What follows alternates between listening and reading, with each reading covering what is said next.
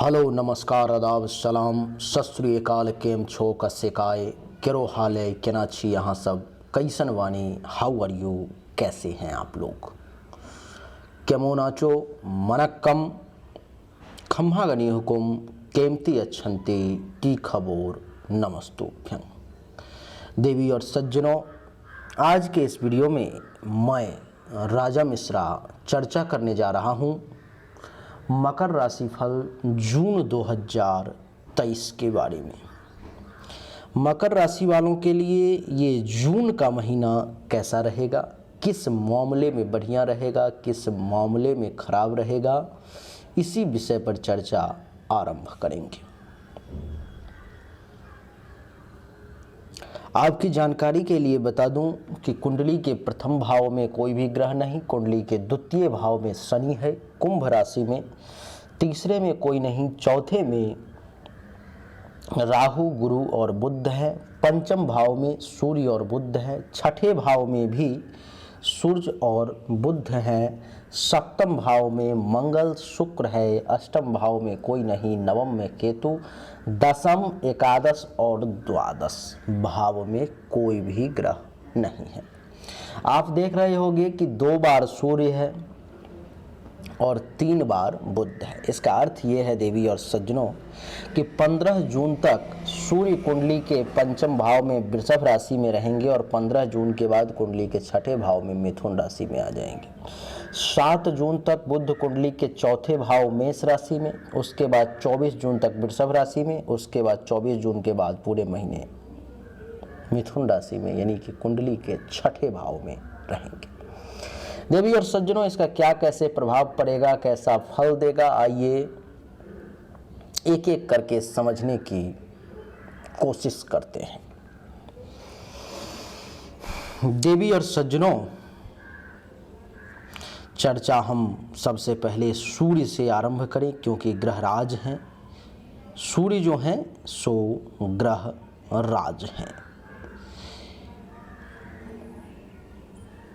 सूर्य सभी ग्रहों के अधिपति, ज्यादातर देवताओं के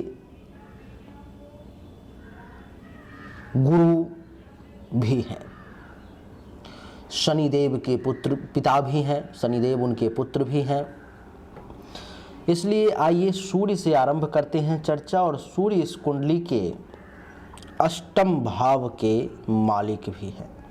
आप सबको इस बात की तो खूब जानकारी होगी कि 8वां भाव जो है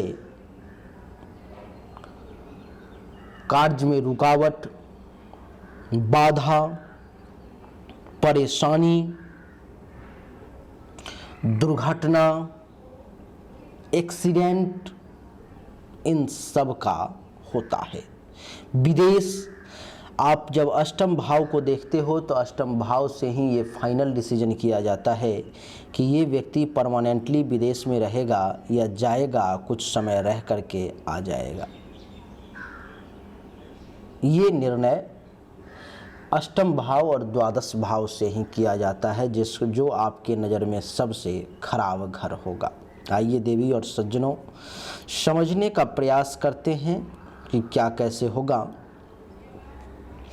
15 जून तक सूर्य कुंडली के पंचम भाव में रहेंगे। पंचम भाव में सूर्य के रहने के कारण संतान पक्ष में कुछ हानि, कुछ कलेश का सामना करना पड़ सकता है। जो मकर राशि के लोग हैं उनको संतान के साथ 15 जून तक कुछ अनबन की स्थिति, कुछ टेंशन, तनाव, परेशानी की स्थिति सामने आ सकती है। ये पंचम भाव विद्या का भी स्थान है, तो 15 जून तक पढ़ाई लिखाई में भी मन थोड़ा सा कम लगेगा, अर्थात विद्या पक्ष में कमजोरी की अनुभूति होगी। देवी और सज्जनों, इस समय में अनुभव करेंगे कि बोलचाल में भी मकर राशि वाले जातक को 15 जून तक थोड़े से कड़वाहट, थोड़े से ऐसे शब्द का प्रयोग करना जो दूसरे को अच्छा ना लगे, ऐसा करेंगे। कहते हैं कि बुद्धि में छिपाव शक्ति व परेशानियों के द्वारा विचार करके काम करने वाले इस समय में होंगे। जो बुद्धि है आपके पास में, उसको इस समय में आप छिपा करके रखेंगे, यानी कि उसका इस्तेमाल सही तरीके से नहीं कर पाएंगे, जिसके कारण से जिस कार्य को करेंगे उस कार्य को भी बड़े परेशानी के साथ, बड़े ही रुकावटों के साथ आप संपन्न करेंगे।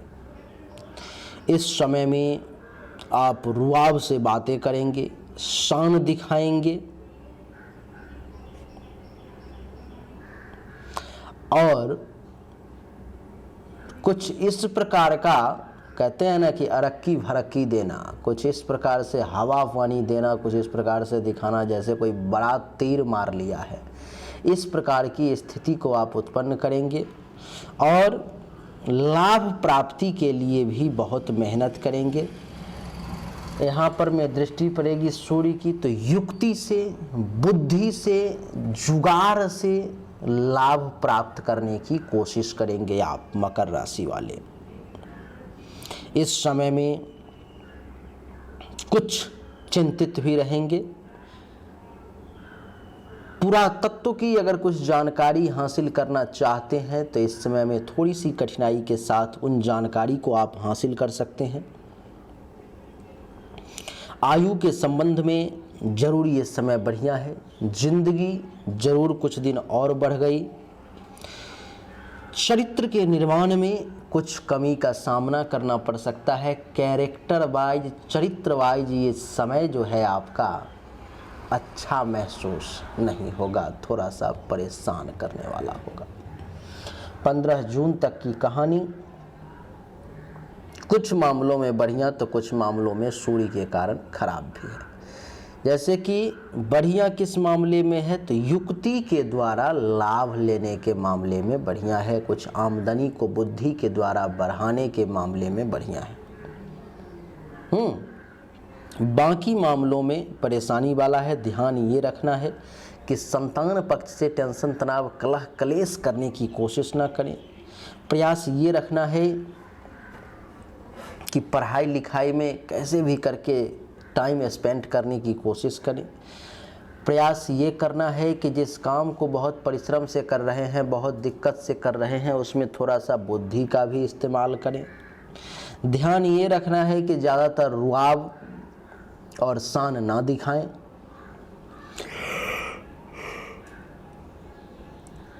तो ज़्यादा बढ़िया रहेगा। अपने चरित्र का विशेष ध्यान रखें। कहीं किसी महिला पर, किसी पुरुष को गंदी निगाहों से, गलत नज़र से ना देखें तो ज़्यादा बढ़िया रहेगा। देवी और सज्जनों, सूर्य 15 जून के बाद कुंडली के छठे भाव में आ जाएंगे। छठे भाव में आने के कारण क्या कैसे होगा, महर्षि कहते हैं कि जब मकर राशि वालों के लिए और मकर लग्न वालों के लिए 15 जून के बाद सूर्य जब कुंडली के छठे भाव में मिथुन राशि में आ जाएंगे तो वह मनुष्य बड़ा प्रभाव रखने वाला, बड़ा क्रोध रखने वाला और जीवन की दिनचर्या में गौरव समझने वाला, अच्छी आयु वाला और ननिहाल पक्ष से हानि पाने वाला, शत्रु को नष्ट करने वाला और पुरातत्व का कुछ सामान्य लाभ प्रभाव के जरिए प्राप्त करने वाला होता है। इसका अर्थ क्या हुआ? एक चीज़ इसमें महर्षि ने निगेटिव बताई, बाकी सभी पॉजिटिव बताई। महर्षि क्या बताए पॉजिटिव? उन्होंने कहा कि इस समय में आपका प्रभाव जो है हर तरफ बना रहेगा। आपका दबदबा जो है 15 जून के बाद सूर्य के कारण हर तरफ बना रहेगा। आप जिधर जाएंगे पलड़ा उधर भारी हो जाएगा। आप जहां कदम रख देंगे वो जगह इस समय में आपके फेवर में हो जाएंगे, उस जगह के लोग आपके फेवर में हो जाएंगे। यानी कि 15 जून के बाद अपना दबदबा, अपना प्रभाव जो है वो बना रहेगा। ज़्यादा क्रोध नहीं करना है, क्रोध से काम बिगड़ जाएगा। तो क्रोध पर में कंट्रोल रखने का प्रयास करें।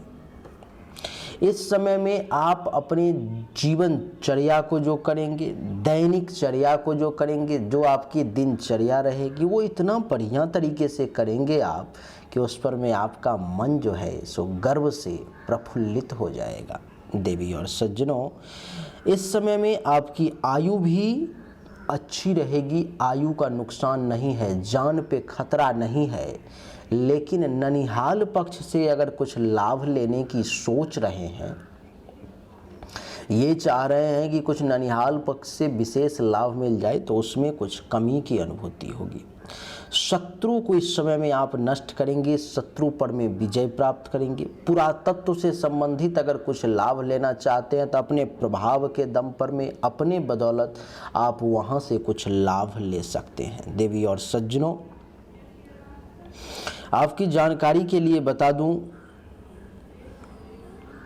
इस समय में महर्षि ये भी कहते हैं कि रोग आदि झंझटों से जीवनाधार शक्ति को प्राप्त करने वाला और गूढ़ से भी गूढ़ युक्तियों को भी सुलझाकर पेचीदा प्रभाव शक्ति कायम कर रखने वाला और खर्च अधिक करने वाला और जीवन में कुछ घिराव महसूस करने वाला किंतु हिम्मत और साहस से काम लेने वाला इस समय में वो बना रहेगा, धैर्यवान बना रहेगा, जिसके कुंडली के छठे भाव में सूर्य रहेंगे। आपके कुंडली के छठे भाव में कुछ हेल्थ वाइज इशू आपको जरूर परेशान कर सकती है। गूढ़ से गूढ़ युक्ति को बुद्धि के द्वारा आप सुलझा सकते हैं, पेचीदा से पेचीदा शक्ति को इस समय में आप सुलझा सकते हैं। खर्च थोड़ा सा ज़्यादा करेंगे और हिम्मत और साहस और धैर्य के बदौलत किसी भी कार्य को करने में सक्षम होंगे। यानी कि समय उतार चढ़ाव से भरा हुआ है, एक पलड़ा भारी है तो एक पलड़ा हल्का है, कुछ परेशानी है तो कुछ फायदा है, दोनों है।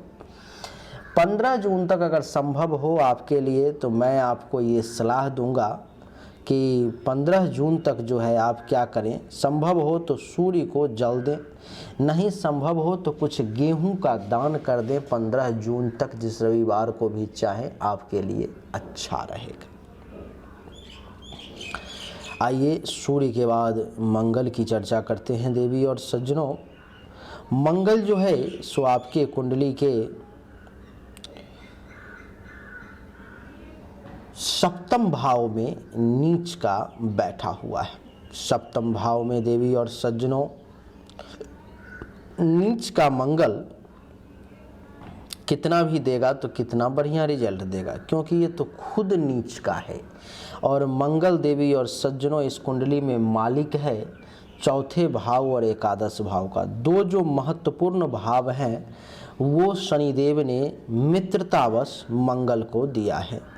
और क्योंकि मंगल कुंडली के चौथे भाव में नीच के आ गए तो इसका क्या प्रभाव इस महीने में होगा, चौथे भाव कह रहा हूँ, चौथे राशि में सप्तम भाव में, आइए उसको समझते हैं।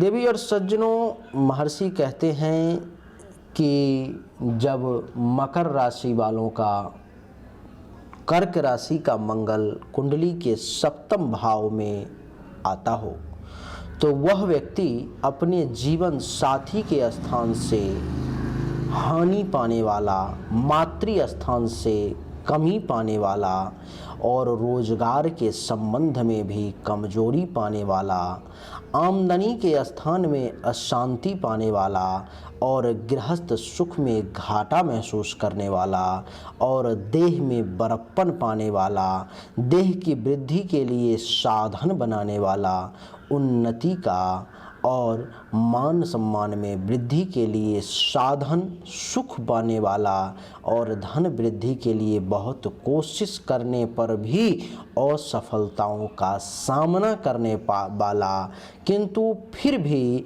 धन का कुछ न कुछ सुख उठाने वाला और इंद्रिय सुख में कमी व कुछ छिपाव पाने वाला होता है। इसका अर्थ क्या हुआ? देवी और सज्जनों, महर्षि ने कहा कि 7वें स्थान में मंगल आ गया है तो मकर राशि वालों को पूरे महीने जो है सो जीवन साथी के साथ टेंशन तनाव बना रहेगा। जीवन साथी के साथ संबंध बढ़िया नहीं रहेगा, बहुत सुख हासिल नहीं करेंगे। मातृ स्थान से, मातृपक्ष से भी बहुत सुख नहीं मिलेगा। दैनिक रोजगार के संबंध में भी कुछ परेशानी और आमदनी का जहाँ जहाँ स्थान है कुछ न कुछ टेंशन तनाव की स्थिति जरूर बनेगी। महर्षि का कहना है कि गृहस्थ जीवन भी इस समय में सुखमय नहीं रहेगा। आप अपने शरीर को बढ़ाने में, बॉडी बनाने में, जिम जाने में, शरीर को और बेहतरीन बनाने में, इसके लिए विशेष प्रयास कर सकते हैं। इस समय में जो है मकर राशि वाले आमदनी के वृद्धि के लिए, धन के वृद्धि के लिए बहुत प्रकार से कोशिश करेंगे, फिर भी मनचाहा सफलता प्राप्त नहीं होगा। देवी और सज्जनों, इस समय में धन का कुछ न कुछ जो है फिर भी आप सुख ले ही लेंगे, सफलता मिले अथवा ना मिले। इंद्रियों की सुख में, काम वासना के सुख में कुछ कमी अनुभव होगा। और महर्षि कहते हैं कि जिस व्यक्ति का मंगल जो है कुंडली के 7वें स्थान में हो जाए तो उसको जो है कुछ प्राइवेट पार्ट से संबंधित अगर परेशानी है तो उसका विशेष ध्यान रखना चाहिए, नहीं तो वो ज़्यादा परेशान हो जाता है। देवी और सज्जनों, अब बात करेंगे बुध की। बुध जो है सो 7 जून तक कुंडली के चौथे भाव में है। 7 जून तक कुंडली के चौथे भाव में बुध के आने के कारण महर्षि कहते हैं कि इस समय में आपकी भाग्य की शक्ति से वो कुछ परिश्रम के द्वारा आप सुख उठाने वाले 7 जून तक रहेंगे। और कुछ ननिहाल से वह कुछ विवेक शक्ति और युक्तियों से अपने स्थान में ही भाग्य का विकास भी कुछ प्राप्त करेंगे तथा सुख व भाग्य के संबंध में कुछ साधारण अड़चनों के बाद बुद्धि पाने वाला, माता की शक्ति पाने वाला और माता से कुछ वैमनस्य तथा उत्साह प्राप्त करने वाला और कुछ जमीन मकान का सुख प्राप्त करने वाला, पिता स्थान से भी फायदा उठाने वाला, मान प्रतिष्ठा पाने वाला और सुखद धर्म का पालन करने वाला और शत्रु स्थान से संभाव पाने वाला होता है। इसका अर्थ क्या हुआ देवी और सज्जनों? अर्थ ये हुआ कि 7 जून तक जो ये बुध है आपको अपने परिश्रम की बदौलत सुख देगा। ननिहाल से और कुछ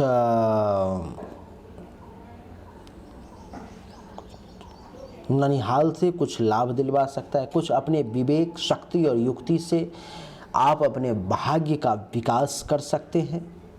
सुख और भाग्य के संबंध में कुछ हल्का फल्का छोटा मोटा अड़चन भी आ सकता है, ऐसी भी संभावना है देवी और सज्जनों।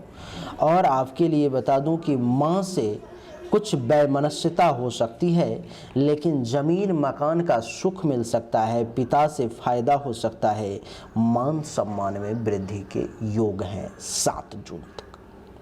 7 जून के बाद यही बुध जो है कुंडली के 5वें भाव में जब आ जाएगा तो महर्षि कहते हैं कि 5वें भाव में आने से 7 जून से लेकर 24 जून के बीच में आपको, यानी कि वह मनुष्य बहुत विवेक तथा महान चतुराइयों से काम करने वाला, धर्म का अच्छा ज्ञान रखने वाला तथा धार्मिक विषय पर बड़ी मज़ेदार बातें कहने वाला, धर्म के पालन करने में कुछ रजोगुण का मार्ग पकड़ने वाला और बड़ी चतुर संतान पाने वाला, विद्या का लौकिक तथा अलौकिक भी जो है सो प्राप्ति करने वाला।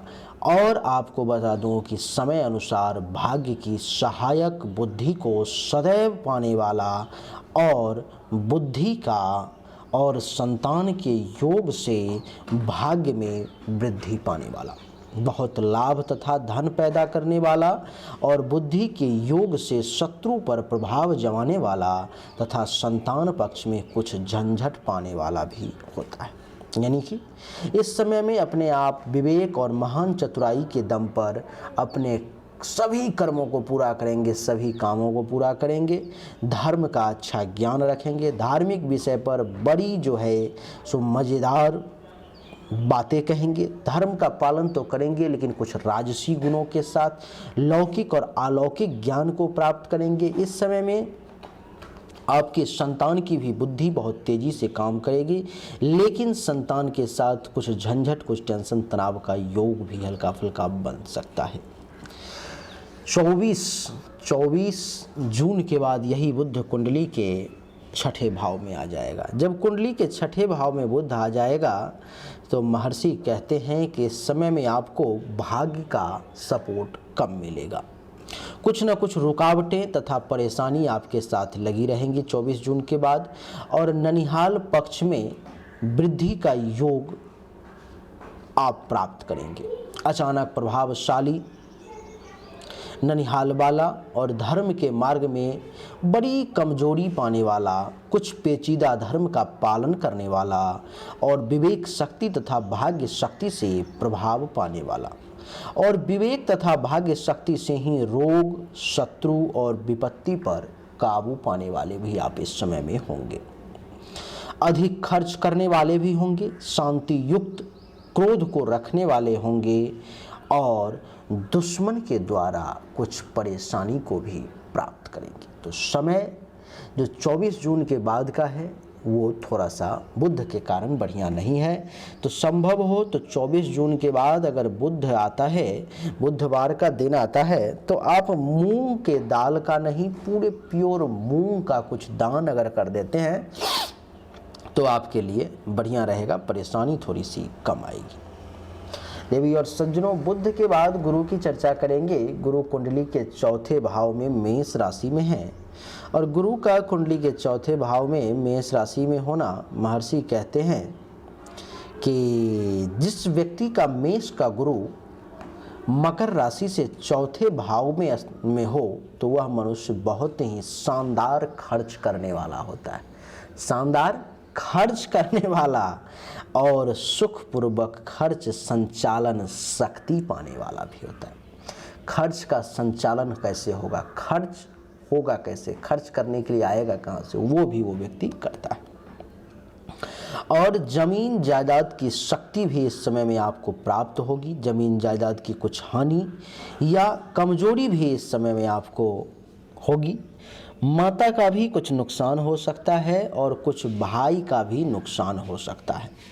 अन्य दूसरे के जरिए से घर बैठे आप कुछ फ़ायदा भी उठा सकते हैं, पुरातत्व की कुछ शक्ति भी प्राप्त कर सकते हैं। पिता के स्थान से कुछ विरोध, वैमनस्य व कमजोरी के साथ शक्ति का प्राप्ति भी कर सकते हैं। सुख शांति में कुछ बाधा पाने वाला और खर्च की अधिकता को न रोक सकने वाला और इसी कारण से कुछ अशांति महसूस करने वाले इस समय में आप बने रहेंगे। अर्थ क्या है इसका? गुरु पूरे महीने कुंडली के चौथे भाव में रहेंगे। इसका अर्थ यह है देवी और सज्जनों के समय में खर्च आप खूब करेंगे। खर्च लेकिन कैसे होगा वो भी मैनेज कर लेंगे आप। जमीन जायदाद की कुछ शक्ति भी मिलेगी और जमीन जायदाद से संबंधित कुछ टेंशन तनाव भी सामने आएगा।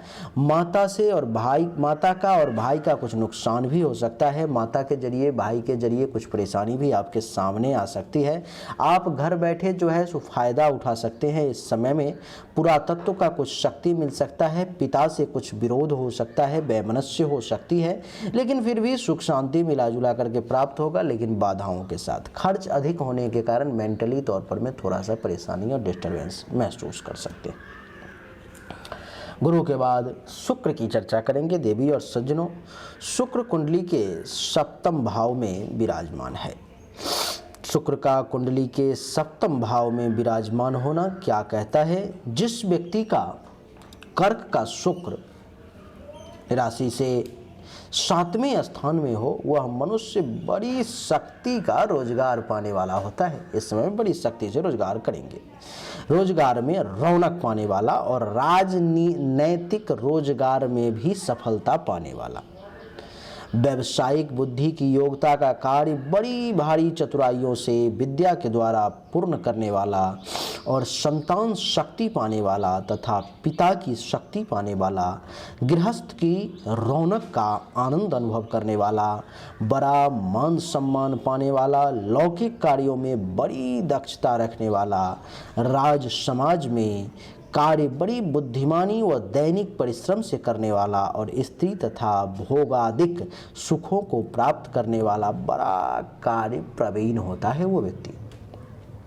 यानी कि शुक्र का सप्तम भाव में बैठना लगभग सभी मामलों में फायदे देने वाला है, जैसे कि रोजगार भी अच्छा चलेगा, राजनीतिक क्षेत्र में भी सफलता हासिल करेंगे, व्यावसायिक बुद्धि भी बड़ी चतुराई से कार्य करेगी, संतान की तरफ से भी शक्ति प्राप्त होगा, पिता की भी शक्ति प्राप्त होगी, गृहस्थ जीवन भी बड़ा सुंदर चलेगा, मान सम्मान में भी वृद्धि होगी, लौकिक कार्य में बड़ी दक्षता हासिल करेंगे, राज समाज में भी आपकी बुद्धिमानी और दैनिक परिश्रम का लोग लोहा मानेंगे, स्त्री का भी यानी कि जीवन साथी का, प्रेमी प्रेमिका का भी भोग आपको प्राप्त होगा। यानी कि शुक्र का समय यहाँ पर बैठने के कारण बड़ा सुंदर आपको प्राप्त होने वाला है। शुक्र के बाद शनि की चर्चा करेंगे। देवी और सज्जनों, शनि आपके कुंडली के द्वितीय भाव में कुंभ राशि में विराजमान है।